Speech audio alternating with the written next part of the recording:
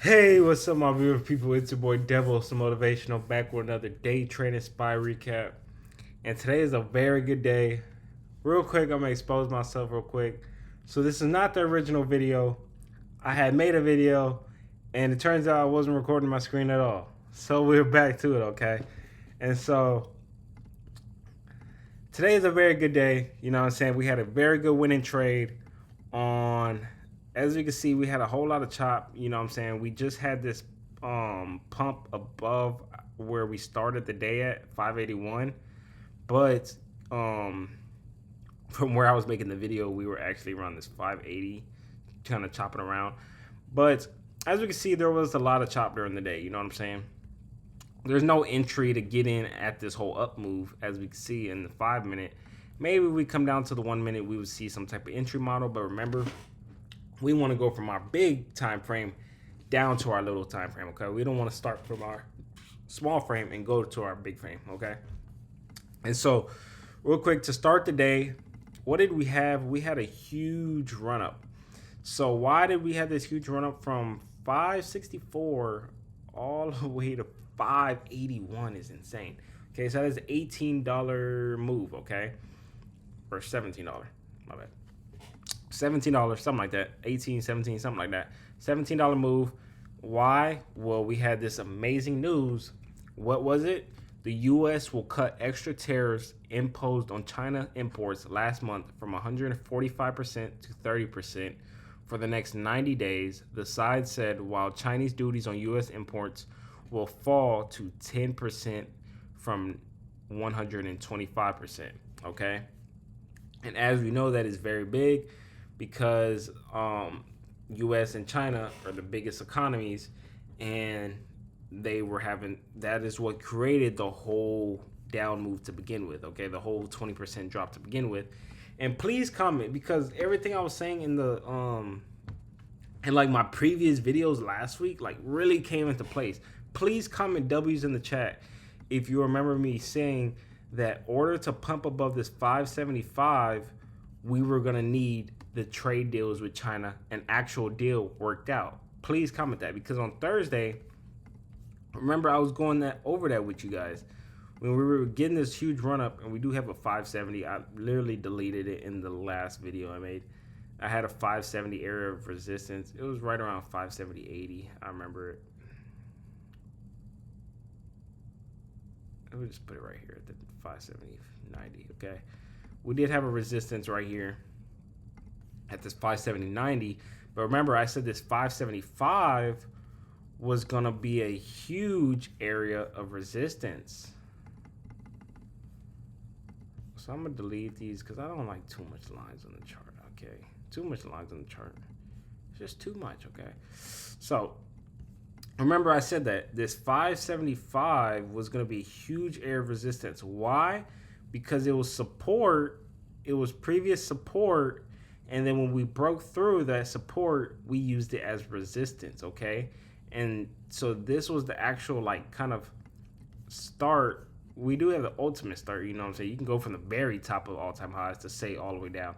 But this is where when we broke through our support, when we got our pullback, this was also our resistance. So this is a heavy area of support and resistance. As you see, it was support, broke through, used it as resistance, and this resistance created ultimately this 16% drop. Okay, so that's why I was saying that 75 was a big area of resistance. And please comment W's in the chat if y'all remember me saying the only way, or not really the only way, but I was saying in order to pump above 575, I felt was if we had the actual deals worked out with China.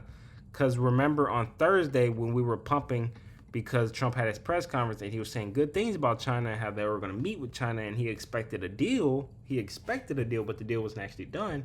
I was saying, okay, yeah, we're pumping, but we're not going to break through this 575 area of resistance until we actually get that deal worked out. Well, we got that deal worked out. Well, we got a deal worked out because this deal is only for 90 days. So it's not permanent. It says for the next 90 days. So it's not permanent, but Is there a way I can highlight this?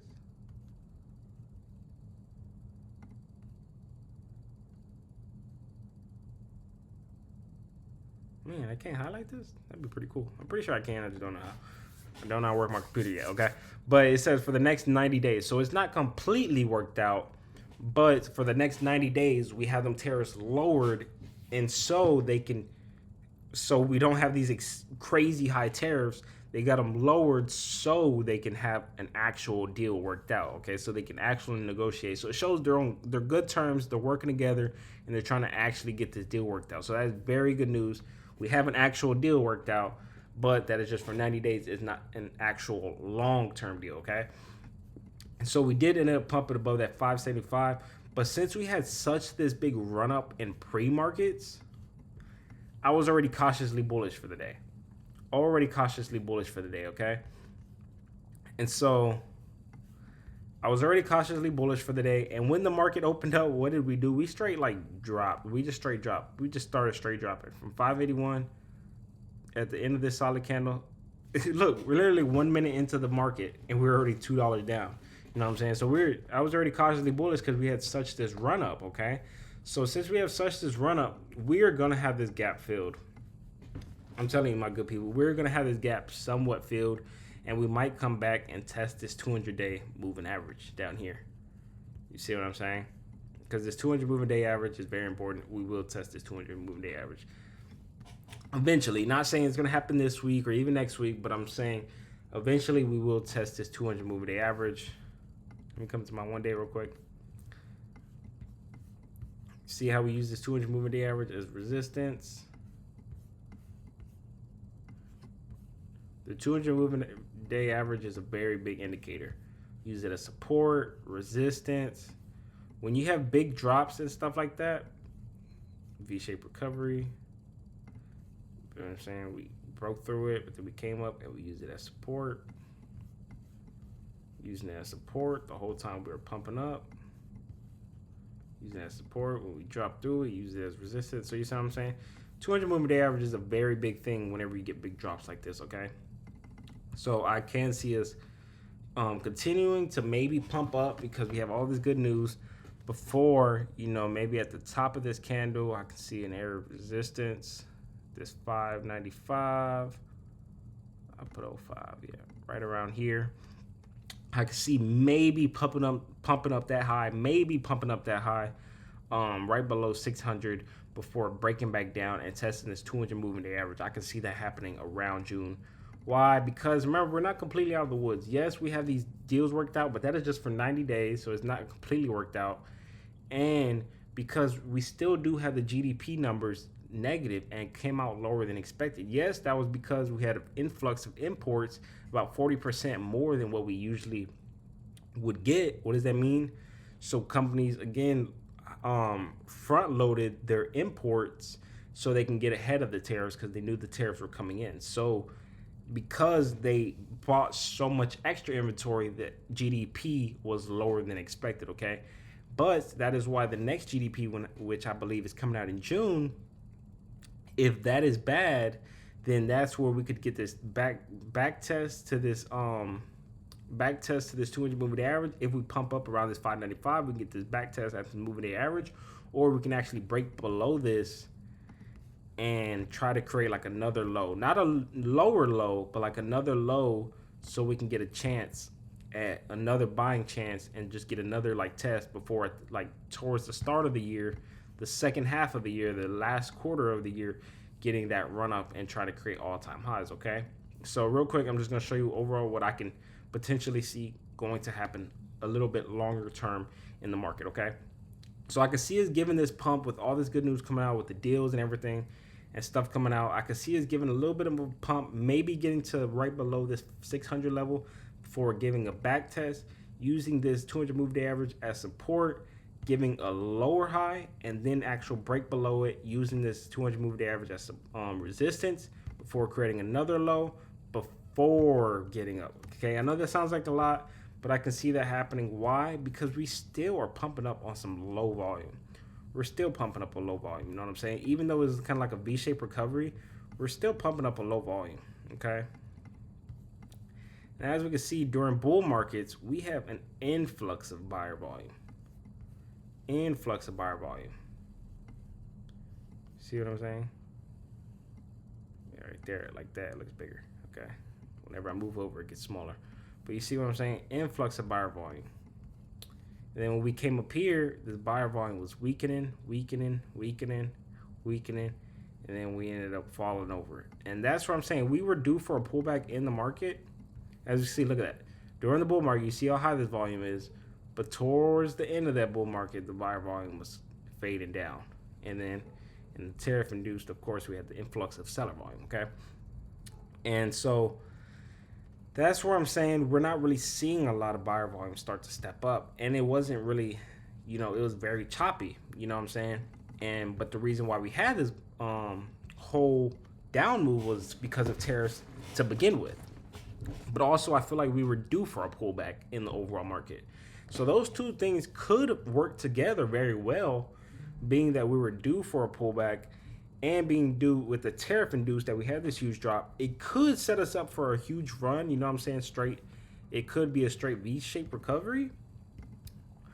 You know what I'm saying? Something like that. But I don't really see a straight V-shaped recovery happening yet to go to all-time highs yet, because we still have problems worked out on the market. The economy is still contracting. We're still slowing down with the negative GDP, and the data numbers with our spending, the consumer spending and stuff is going down. So we're still getting contracting environment and stuff. So I can still see us, giving a little bit of a pump before breaking back down and trying to create another higher low, but another low breaking below this 200 move day average before actually going to all-time highs. So that's what I can see happening, but there's no guarantee, you know what I'm saying? I'm not a market guru or expert, or do I in whatsoever control the markets, okay? That's just something I can see happening. But, let me just go into what happened today in my trade, okay? Just showing y'all a little bit of what I can actually see in the markets coming. I think we will create another higher low eventually in the markets, giving us another opportunity to buy into the market. And that would be awesome, okay? Giving me another opportunity would be awesome, because I didn't load up as much as I wanted to, but we will get another chance, okay? So don't worry. But if you did buy in the red, like I was telling you guys, buy in the red, we want to buy in the red. If you were buying in the red, we were enjoying this green. We are seeing our portfolios be absolutely green right now with your favorite stocks. It don't matter what stock you have. But right now, my Meta's up, my Tesla's up, and my Nvidia's up, okay? And I still think we will get a potential more chance to drop, okay? So to start the day, I was cautiously bearish, but I was very patient, okay? What did I see to start off? I was actually in my 5 minutes to start off. What did I see? So we dropped down, and when we gave this pullback right around here. Yeah, let me go home in a minute real quick. Just so I can break it down in detail. Okay, yeah, because I couldn't really tell which one it was. Okay, so we had this little retracement, but I wasn't worried about it. I want my actual pullback, right? So we dropped down. You give the actual pullback, sweeping this retracement, giving the actual pullback to this fair value gap right here. Today was so textbook. That is why I'm so happy about it. I didn't make too much money, but I had small position size. Small position size because I'm not worried about the actual money I'm making right now. I'm worried about just building consistency, getting the market down to a T, getting my strategy down to a T. So whenever I'm ready to scale up in size, buy 4 contracts, 5 contracts, 6 contracts, 7 contracts, and more, you know what I'm saying? I'm more confident in those moves, you know what I'm saying? So what did we have? We reacted off of this fair value gap. We gave the downturn, but what did we need after the downturn? Well, we pulled back, and we had to clear up this gap, and that's exactly what I seen. When we dropped down, that gave me confirmation, like, oh yeah, that was the actual pullback. Gave me that drop down. I was like, okay, come back, fill this gap. Came back, filled this gap, gave this butterfly doji. I believe that's what this is called. Whenever you have a doji, a butterfly doji. So you have a regular doji, right? You'll have a regular doji like this, right? But then you'll have a butterfly doji.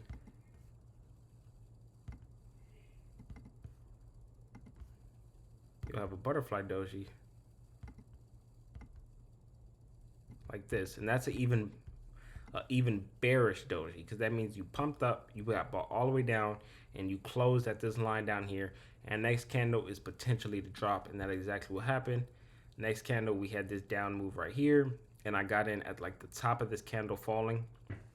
And look what happened. As soon as I got in, what did we have? We had this run up the opposite way, and I was like, the market would do this to me, okay?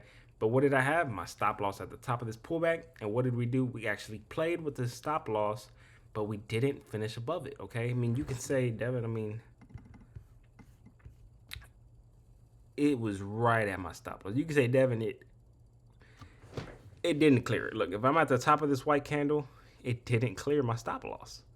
It's right on that stop loss, but it didn't clear it.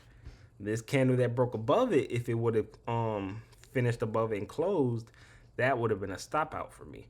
But what did it do? It just wicked out these sellers up here, dropped the exact way we knew it was gonna go. And that is why I don't have an automatic stop loss. I always manually do my stop loss. Why? Because price will come up and touch your stop loss, stop you out, and then continue the way you knew it was gonna go. And that is why I say I want to see a candle close above my stop loss in my 1 minute candle close, so I know it's not a sweep, okay? I mean, it could still potentially, close above it and then fall, but that is more confirmation that it's not just sweeping you out, okay? And that is why I wait for an actual candle to close above it, so I don't get an actual fake out like this sweep, because it would have touched the stop loss and stopped you out if you had an automatic one, and then it would have broke below your way, and you would have been mad, okay? So I was still in, and what did it do? Flushed my way, plus $80. What? Right? And so not too much, but that was strategy to the T. And where I got in at 579 around 15, and I got out at this doji, right around this doji right here. So it was only about $1 move of price action. That is nothing. You know what I'm saying? You've seen we've had $5 price action days, $8 price action days, $6 price action days. And those are the days you got to really capitalize off of. That's why I was telling you on Thursday, I was mad that I didn't capitalize on my strategy.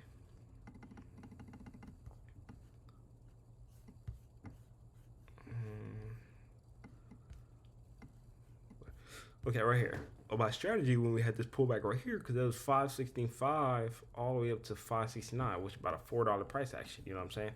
And that's why we're just continuing to build our knowledge on these markets and keep practicing our strategy, so we can capitalize off those big price action days, okay? Because we only had about $1 price action. Yes, I could have stayed in a little longer, but you know what I'm saying, I didn't want any type of reversal. I just wanted to lock in profits, and we could have had about another whole dollar, so I would have made about $200 just off of 2 contracts. Remember, two contracts, about probably $320 that I put in, and I made $80 off of it, but I could have made even more. And remember, only $80 off of $1 price action. Anybody who's in the market knows $1 move isn't nothing at all, right? But that was good. Why? Because I've seen a lot of traders today who didn't even trade, because this is kind of like a choppy day. There's no clear downtrend, no clear uptrend. Look at that. Even when it came up at right now, which is 12 o'clock, 12:56, 1 p.m., as we can see, it swept the high that it started at, and it's not even creating like a continuing the uptrend. It's really choppy today, okay? And I've seen a lot of very successful traders that chose not even to trade today. So that's why it's a confidence booster for me to know that I've seen a very good setup. I've seen a very clear setup, and I precisely capitalized off of this drop down here, okay? And so that's why you can't always be worried about the dollar amount. You got to be worried about refining your skills, refining your strategy, and practicing everything to a T, and creating consistency. Consistency, the money will come with the consistency. If I can build consistency, imagine $80 if I had 4 winning days with $80, just $80. That is what's 8 times 4, what, 32? That's $320. You know what I'm saying? That's just off 2 contracts. You know what I'm saying? And that's off $1 price action. You already know the market's going to give you more than $1 price action. daily. Okay, so that is a good win. You know what I'm saying? To me, that is a good win. You know what I'm saying? And $80 isn't much, but I know it's gonna be way bigger than that. Okay, and that's what I'm telling you guys. This is a journey. You guys are seeing the start. You guys are gonna see the bigger wins, but right now you're seeing the smaller wins, the smaller losses. But ultimately, we're gonna start seeing these bigger wins, start seeing these bigger gains. Okay, a little bit out of breath. Okay. Okay, so yeah, that is exactly where we capitalized. We got in at this counter right here. It played with our stop loss. We trusted it. We didn't get scared, panic, and panic sell. Nope, we needed a solid candle to close above our stop loss, but it didn't. And what did it do? It rewarded us for trusting our strategy and following our strategy to a T. So we're very excited off today. Okay, and what did we get this dump off of? We had really good news, but that really good news pumped us up so high, we had to give a little bit of pullback, and we still have more to pull back because actually I wanted my take profits to be. I wanted my take profits to be right around this area of 575 support, which would give me like about a 2 or 3 to 1. So I wanted it to drop further, but you know what I'm saying, you're gonna get what you can take, right? You know what I'm saying? I wasn't gonna be mad about it or cry about it. I was gonna take my profits, you know what I'm saying? So that's pretty much how I capitalized off today. And as we can see, right now it's starting to, trend up, but there was no entry getting that uptrend. We see when it gave a change of character at this pullback right here, because at this pullback, this is a change of character, but there's no entry on the upside, and there's a whole bunch of chop. So we took advantage of this choppy market today. And later on in the week, we know we have CPIs, PPIs, and a lot of data coming out. So we could potentially, not potentially, we're gonna have a lot of volatility in the market. So we can capitalize off these markets. Okay. So we're very excited to start the week off right. Okay. So real quick, today we didn't have no data really in the market. We had budget deficit. Our monthly budget statement minus 161 billion. I don't think that really moved the market at all, really.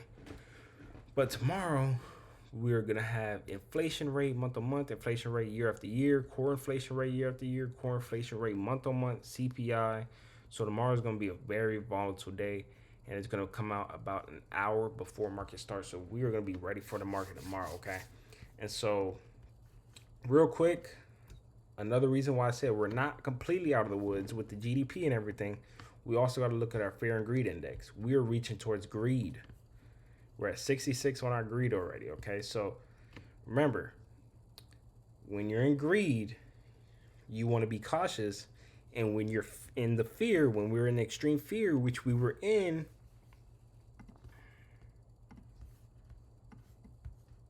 remember, we were at the extreme fear when we were down here, all the way down here, and look what happened. We ran up. But right now we're in greed, and so we can potentially see that other higher low or right around this 530 that I was talking about that we could make, okay? And that's what I'm watching. I really can see us falling back down to these 530s, filling this gap, and making another higher low, okay? But I'm not saying we're going to get that just now, but I'm saying that's what I can see happen in the market, potentially, okay? But that is what you got to pay attention to. This fear and greed index is very important, okay, my beautiful people? So that is it for the day. We made $80 on the day. Starting our week off right. You know what I'm saying? Good winner off of a choppy market today. Really good winner.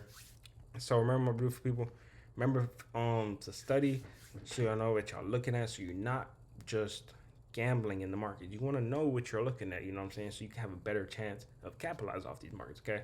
Remember, I appreciate every one of y'all who are with me on the journey. Remember, this is a journey. I appreciate all the likes, the comments, the subscribes, all the views. I really appreciate every single one of y'all with me. And remember, guys, to study so you know what you're looking at. Remember, have risk management. Don't blow up your accounts. It's part of the journey. It's part of the process, blowing up your account. You know what I'm saying? It's going to happen. But over time, you should get better where you know not to over risk to do that. Because I've blown up accounts multiple times. But now I'm at the point where I'm taking it slow.